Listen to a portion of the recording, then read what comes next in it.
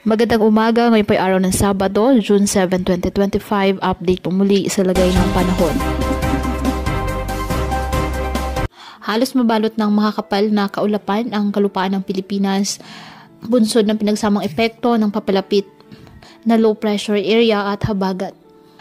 Ngayong weekend, inaasahang magiging ganap itong bagyo at tatawagin itong bagyong Auring ng Pag-asa bilang kauna-unahang bagyo sa loob ng ating Philippine Area of Responsibility. At inaasahang patuloy po na papalakasin ang nasabing habagat. Ngayong araw, ang Metro Manila, Cavite, Laguna, Batangas, Rizal, Mimaropa, Western Visayas, Negros Island Region, Zamboanga Peninsula, BRMM at Sorsogon, apektado po ng habagat kaya asahan po dyan na maulap na halangitan na may kalat-kalat na pag-ulan at thunderstorms.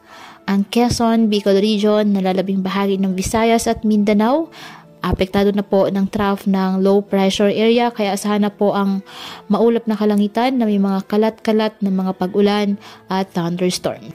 Maging alerto at handa po sa mga banta ng mga biglaang pagbaha at pagguhon ng lupa at manatiling mantabay sa mga susunod pang update hinggil po sa lagay ng panahon.